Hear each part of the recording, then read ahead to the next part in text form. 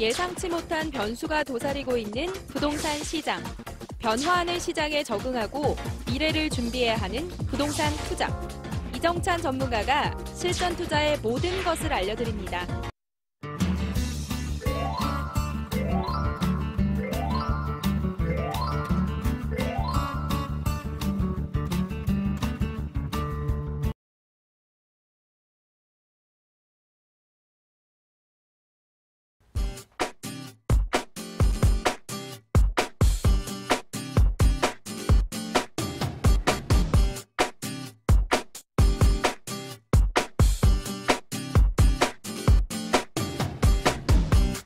자, 우리가 청약 가점만 가지고는 아파트 내 집 마련하기가 어려운 게 신혼부부입니다. 그래서 오늘은 제가 신혼부부들이 어떠한 전략을 가지고 내 집 마련을 한다든지 재테크를 할 건지, 특히 현 정부는 신혼부부에 대해서 특별한 배려를 많이 하고 있습니다. 어떤 주거복지 로드맵에서. 그렇기 때문에 우리 신혼부부라면은 이 본 방송을 보고 계신다면은, 아, 나는 저런 전략을 가지고 내 집 마련을 구사해야 되겠다. 이런 주제로 좀 말씀 좀 드리도록 하겠습니다.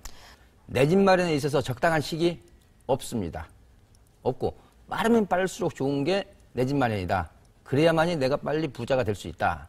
이런 확실한 긍정적인 생각을 갖고 접근을 하시라고 말씀드리고 싶고요.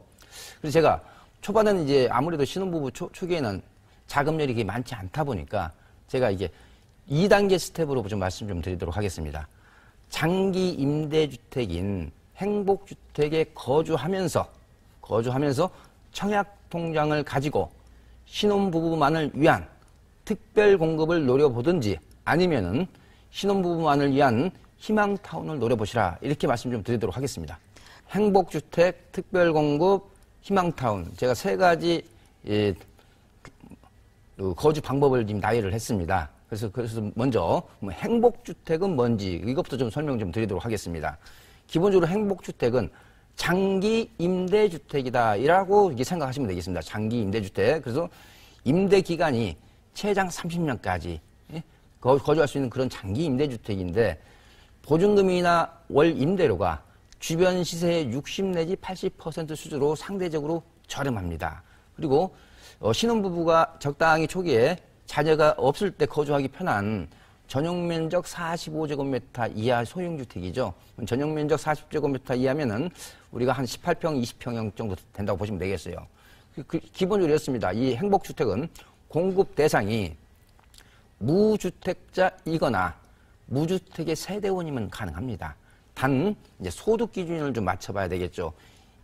2 내지 5분위 어떤 계층, 좀 상대적으로 소득이 조금 낮으신 분들한테 해당되겠고요. 좀 더 구체적으로 말씀을 드리면은 자산 기준으로서 한 2억 2,800만 원 이하, 뭐 자동차 같은 경우는 2,552만 원 이하, 상대적으로 그런 부자들이 아니라 좀 소득 수준이 좀 낮으신 분들한테 주는 장기 임대주택인데, 이 장기 임대주택을 우선 신혼부부가 임대주택에 거주하시면서 그 다음에 이제 특별공급이라든지 희망타운을 한번 노려보자는 거죠. 그러면은 먼저 신혼부부 특별공급의 요건 좀 보겠습니다. 기본적으로 이렇습니다. 신혼부부라는 정의는 결혼하고 혼인신고일로부터 7년 이내입니다. 여기에는 재혼도 포함이 되고요. 아직 혼인신고, 결혼식을 안 한 애비 신부까지도 가능합니다. 참고로 애비 신혼부부의 정의를 말씀드리면요. 모집 공고 기준일로부터 1년 이내에 혼인신고를 할 계획이 있는 사람을 우리가 애비 신혼부부라고 하고 있고요. 이런 특별공급에는 1순위가 있고 2순위가 있는데, 기본적으로 자녀가 있으면은 1순위, 자녀가 없으면 2순위입니다. 여기서 자녀가 있다는 것은 임신 중인 태아까지도 포함을 하고 있습니다.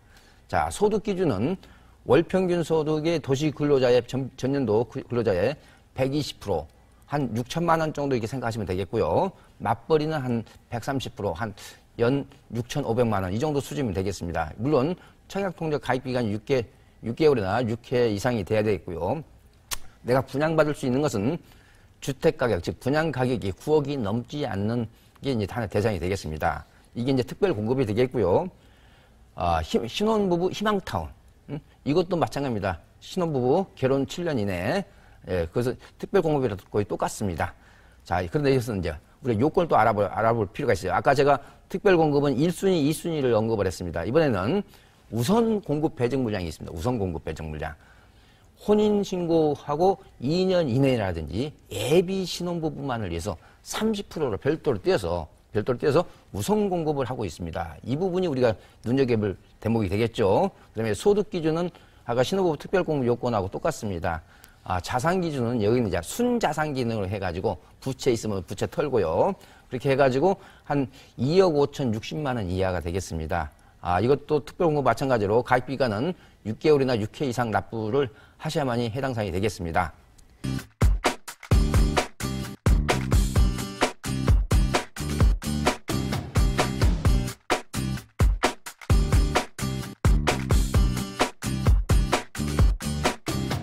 특별 공급 같은 경우는 공공택지 같은 경우는 종전에는 15%입니다. 전체 물량에.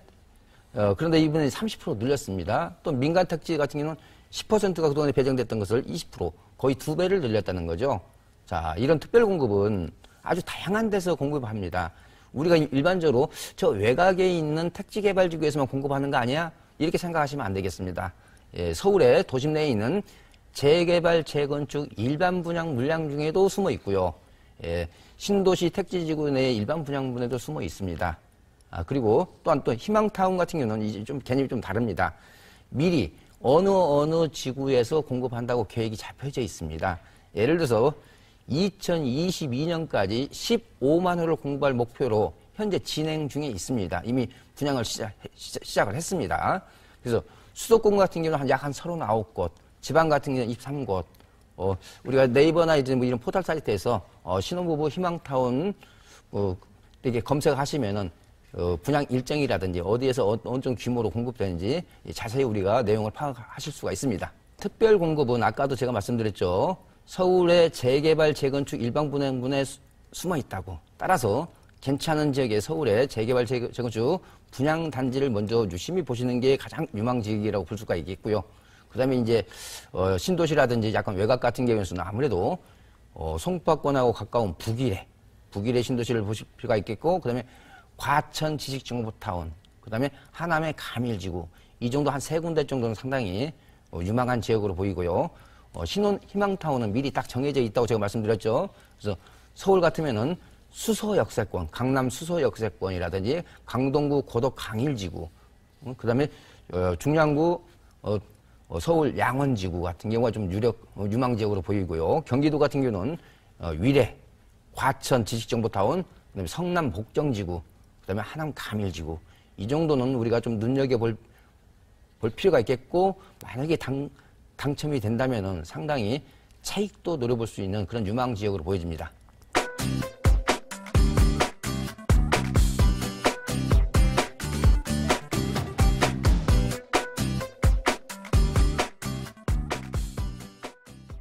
먼저 내가 이런 신혼부부 특별공급이라든지 희망타운의 요건에 충족한 신혼부부라면은 제가 아까도 말씀드렸죠. 그런 유망지역 위주로 청약통장을 가지고 떨어져도 좋다는 생각을 가지고 몇 번 이렇게 수처에 걸쳐서 도전해보시라. 그렇게 말씀드리고 싶고요. 그런데 저는 신혼부부지만은 요건 자체, 즉 입주 요건 자체가 충족이 안 되시는 분들이 꽤 많습니다. 자, 그런 분들이라면은 2가지 전략으로 빨리 방향을 수정을 하실 필요가 있습니다. 그 중에 우선 초기 자금이 많지 않기 때문에 기존 아파트를 일단 전세 안고 갭 투자 형태로 매수하시라. 이게 첫 번째 제가 드리는 제안이고요. 두 번째는 좀 더 자금 여력이 좀 있으신 분들이라면 서울 같은 괜찮은 지역에 재개발 지역에 조합원이 돼서 입주권 분양 형태로 내 집 마련하는 전략을 바꾸실 필요가 있습니다. 그렇기 때문에 신혼부부라 할지라도 특별공급이라든지 희망타운의 요건을 충족하는 사람이 취해야 될 자세, 요건이 충족하지 않은 사람은 빨리 방향전을 해야 된다. 이렇게 말씀을 좀 드리도록 하겠습니다. 금요일, 토요일 오후 1시에 실시를 하는데요. 자, 지역별, 시기별, 상품별로 아주 세분화해서 투자 환경 분석이라든지 거기에 따른 투자 대응 전략이라는 주제를 가지고 제가 진행을 하고 있습니다. 특히 제 세미나에 처음 오시는 수강생에 한해서는 제가 세미나 끝나고 1:1 무료 상담까지 진행을 해드리고 있습니다. 많은 관심 부탁드리겠습니다.